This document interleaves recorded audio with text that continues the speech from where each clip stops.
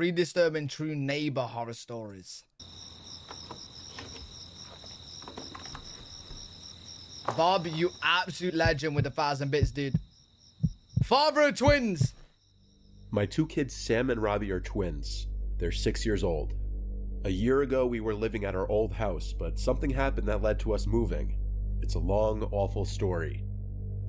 I lived in my old house for 4 years. My wife Carol and I got married while I was living there, and we had our kids there too. The neighborhood was slowly changing, and not for the better, but even still, we originally planned on staying in that house for the foreseeable future, until this happened. We were a corner house, and the house behind us on the intersecting road was covered by a bunch of tall trees and bushes, so we hardly ever saw those neighbors. Our neighbor on the right, however, his name was Steve. He had just moved there less than a year ago at the time. I had only ever spoken with him a couple of times. Both times I could hardly understand what he said because of his heavy accent, and he just overall didn't seem like the friendliest guy. Yo, I would hate to have bad neighbors, bro. I would, or like weird neighbors. Oh my days, that'd be worse. Like just absolute strange behavior. Yo, that would freak me out. 2 of his windows overlooked our backyard. There wasn't much privacy, but whatever rooms the 2 windows were that overlooked the backyard, I had never seen the lights on in either of them, so I always assumed it was an unused guest room or something of that nature. One day in the summertime, Sam and Robbie were playing in the backyard in their blow-up pool and with their water guns while I was outside doing yard work. There came a certain point where I was walking towards the detached garage, and then I saw Steve next door at his window for a second. Okay. Only half a second after noticing him did he turn and walk away from the window. It was slightly odd for sure, but I left it alone. Later that day, as the sun was going down, the kids went back outside to play again. It was a very hot day, so they went back in their blow-up pool while Carol and I were in the kitchen as she was making dinner. Then the kids' laughter went quiet for a while, and suddenly Robbie came inside and said there was a flashing light from the neighbor's window. Okay. I had to follow him to the backyard to ask him to show me what he was talking about. He pointed to one of Steve's upstairs windows that overlooked the backyard, and he said there was a white light that kept coming from that window. Hell no. I right away assumed the worst, and asked the twins if it looked like a camera flash. They both said yes. Okay, that's it. Yep, that's it.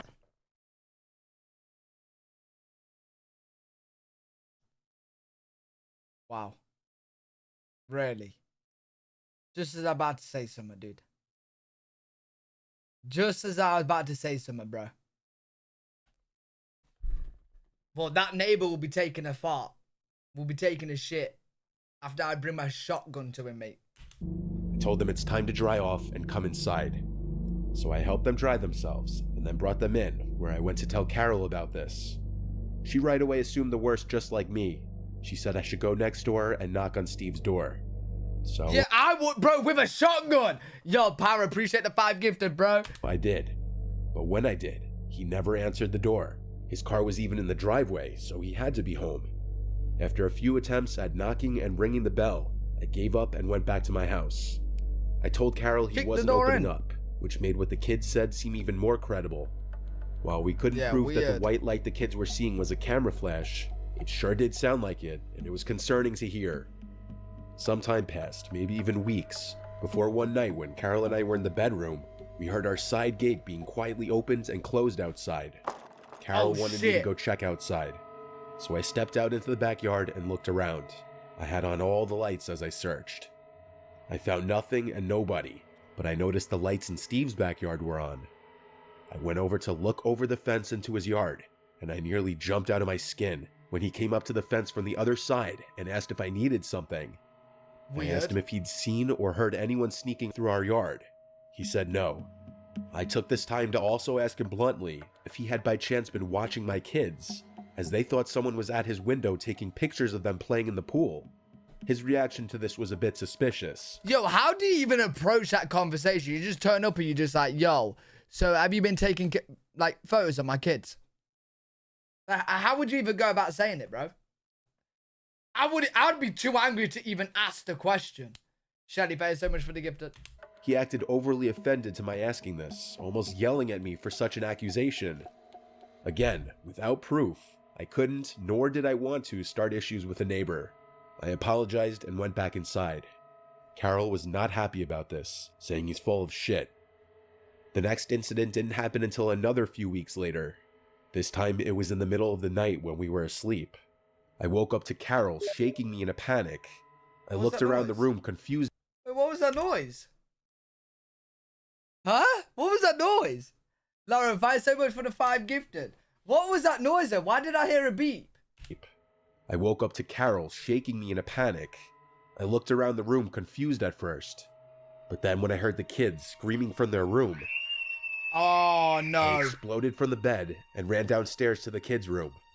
Robbie was awake and crying, and I found out a few seconds later that his crying and screaming had awoken Sammy, who was crying and screaming in reaction to him. You gotta stop!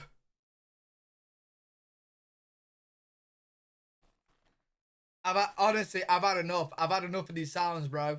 I'm locked in. I've had enough. Like, you can't be having the additional sounds, bro. Fuck, dude. Stairs to the kids' room.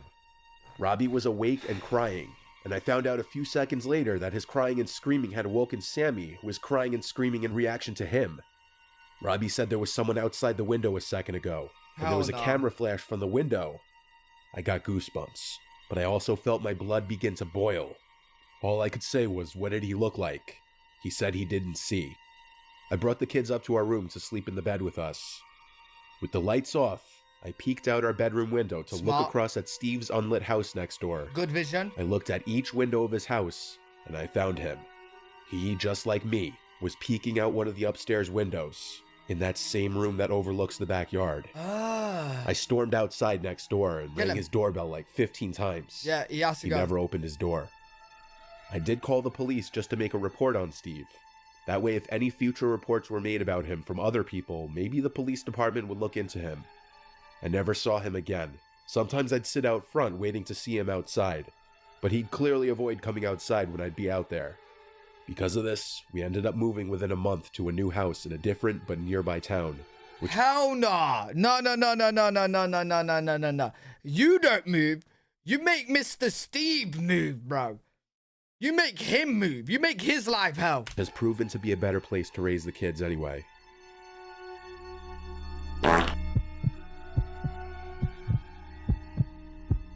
Story 2. About 3 months ago, I moved into an apartment with 2 other women so I could attend college. There's a list of things that make the building we live in not that great. For example, most apartment rooms face the corridor, where people from the same floor as you will constantly walk left and right to get in or out of the building.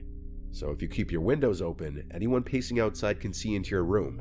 But considering I spend most of my time at college, and the girls I live with and most of the neighbors are really nice, the things on that list don't really bother me that much. Okay. A few nights ago, while getting ready to go to bed, I could hear music playing from somewhere, mostly pop songs from the 2000s. Since we live in a student-friendly city full of frat houses and the likes, I thought nothing of it. There were probably a bunch of parties going on and the sound was coming from one of them, or maybe it was just some drunk friends listening to it on the street. Right, it could be anything. I got into bed and let a random video play on my phone so I could fall asleep, as I often do. But as I was starting to doze off, I started to hear drilling noises. At first, I thought I was just sleepy and hearing things, or maybe it was coming from my phone, but I paused the video and listened closely. There was definitely someone using a drill somewhere nearby. Okay, this does happen, bro. This does happen. Because, like, even in this house, when I put up my wardrobe, I did it at, like, 4 a.m. But don't worry. My next door neighbor couldn't hear or anything. Because I actually tested it. I went outside and got Izzy to do it. And try to hear for it. And I couldn't hear it. But, like, yo, like, people do DIY stuff late at night. Probably a bit, like, rude to do it in an apartment block, but sure. I got up and walked around the apartment feeling confused. It was around 11 p.m., so there was no way that someone could be working still. The sound was louder at my bedroom window, so I opened it to check, and quickly realized that it was coming from the neighboring apartment, the one that's closest to my window. Okay. At that moment, I realized that music was also coming from there.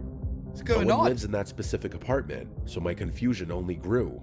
But then I figured maybe someone had planned to rent it, talked it over with the landlord, and he ordered for something in it to be fixed.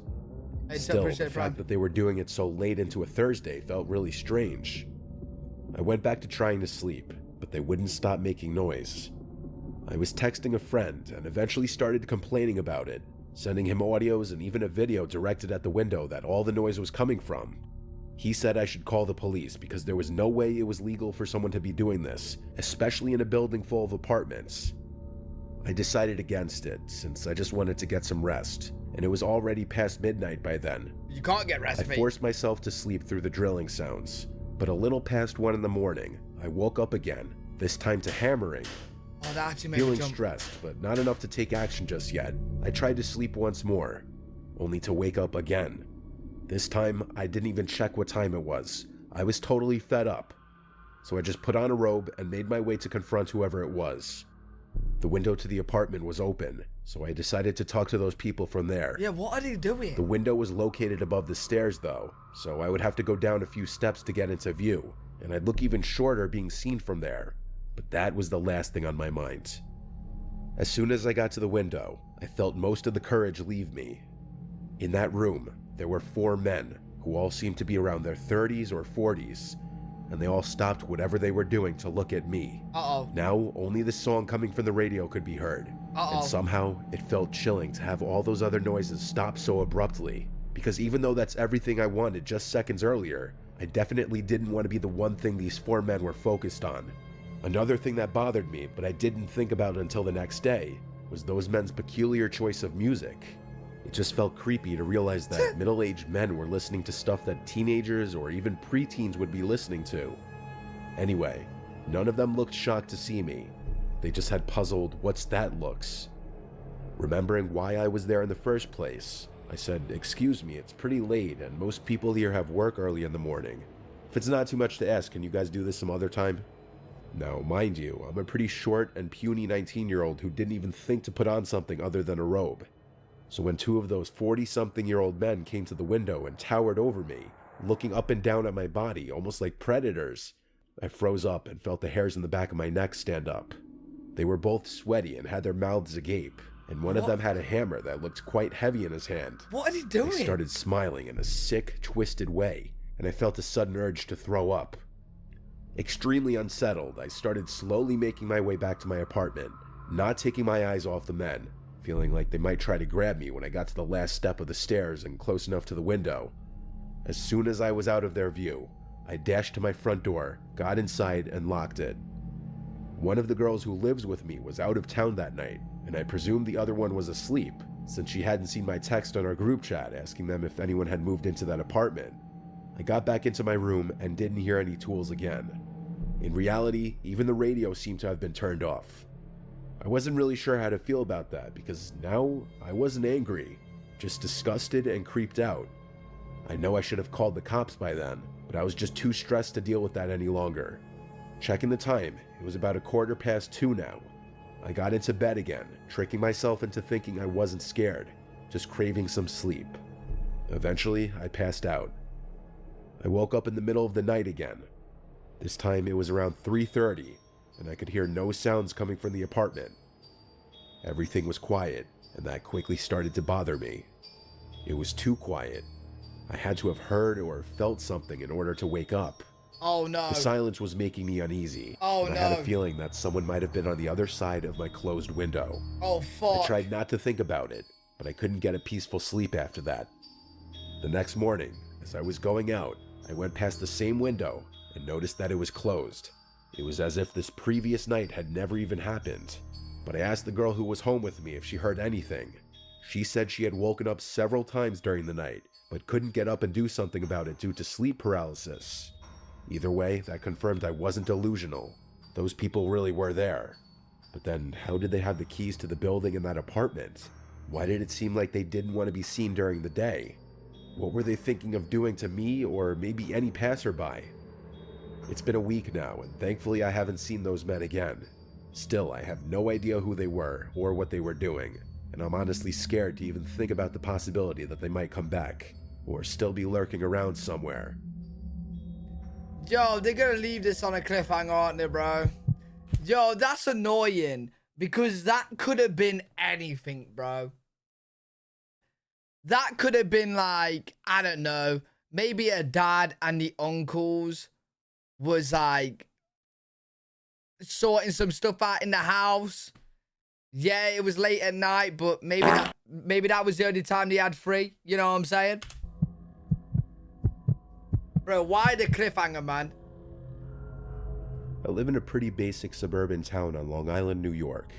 My girlfriend Sarah and I recently started renting a small house perfect for 2 to 4. We have a decent-sized backyard, and our house is on a very quiet street. One side of our house has a water drainage basin, as the county calls it, which is just a bunch of trees surrounding a sump. On the other side is our neighbor Kyle, who lives with his wife. They're a bit older in their 60s and quiet. Then directly across the street is a little patch of woods that's in front of another water drainage basin. So for people who like privacy out front, our house is perfect. But then there's the backyard. Kyle's house is blocked off by some bushes that the landlord planted years ago. So besides the house directly behind us over the fence, there's no other houses that could see into the yard. However, that one house looking into our backyard was all that it's taken to genuinely make Sarah and I uncomfortable. Uh-oh, creeper. As I'm writing this, it's currently the fall, so we've been doing fall cleanup the past few weeks in the front and backyard. Creeper. I started noticing anytime we were out there were these 2 people standing at the upstairs window of the house behind us. It was a middle-aged man and woman. When I'd look up to that window, they'd keep looking and watching me. It got really uncomfortable to the point we'd pretend not to notice it, but we could only stomach doing this for so long. Oh, that'd be weird. The leaves kept falling day by day, and the fall cleaning would need to continue. Sarah wouldn't want to be in the yard anymore because she was getting so creeped out at those 2 people who would watch us out the window without fail. So one foggy day while raking... Yo, I've not got anything better to do. Maybe they're just really into people watching, but watching people in their backyard is weird, bro. Moon them, they'll probably enjoy that. Or just go into your garden, and just take a shit. Just go in the middle of it and just take the most disgusting fat shit of all time, bro. I looked up at the window, and once again, the 2 were standing at the big rectangular window. I decided to wave at them, see if they'd wave back. After a few seconds of smiling and waving, they didn't move. No reaction. That's weird. But I could feel their stares, and I could see their eyeballs looking at me. Yeah, what I turned away from the window and tried to continue raking. But after sneaking a peek back at the window a couple minutes later and seeing them still there, I felt too awkward and weird being out there. I went inside. Sarah said we should go over and introduce ourselves. At first, I was hesitant of that, but I was persuaded to walk around the block with her to that house and ring the bell. We expected one of those people at the window to answer the door, but instead, the door cracked open, just enough to see half of a person's head. It didn't look like either of those people who were always at the window. Hell no. It was also super dark in the house, to the point that it looked incredibly ominous and uncanny staring at half of that person's face. This guy looked a lot younger, like in his 20s. Sarah and I tried to be friendly and introduce ourselves. The guy seemed very closed off though, and not interested in speaking. He had a very "what do you need" type of attitude about him, and when I asked if he lives with anyone else here like his parents, he said no. I mentioned the man and woman who were always at the window upstairs, and the guy on the other side of the door said he doesn't know who I'm talking about. Sarah and I felt really unsettled, so we just left. But weirdly, as we walked down the walkway back to the sidewalk, I noticed the guy behind the door was still peering half of his face through the cracked open door. I'm sure he watched us walk away until we were out of sight. That interaction was weirder and creepier than we were expecting.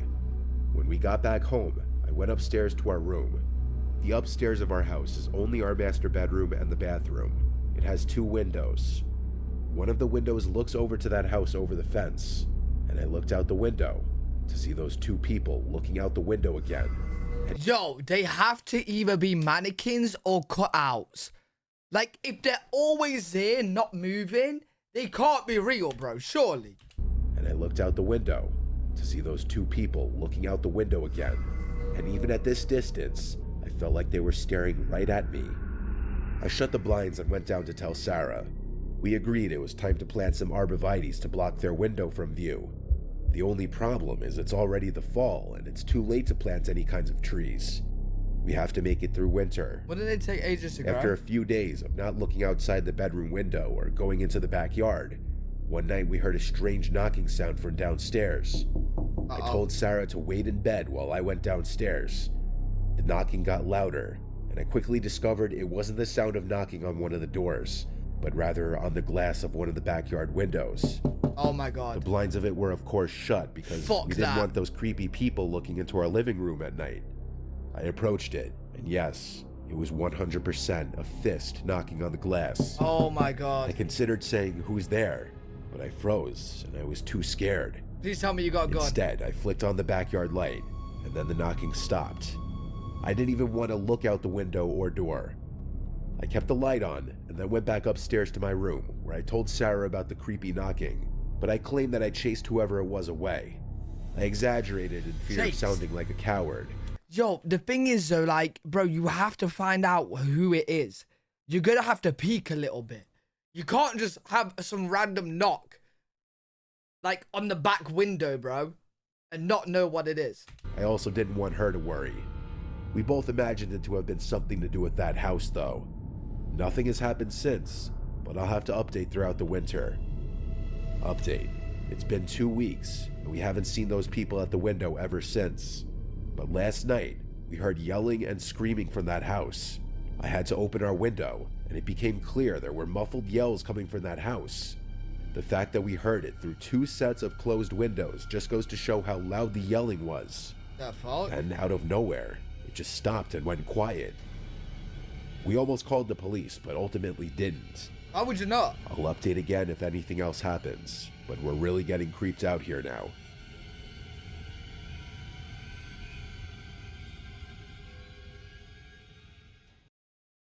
Wait, there's no update. Okay, they're probably dead.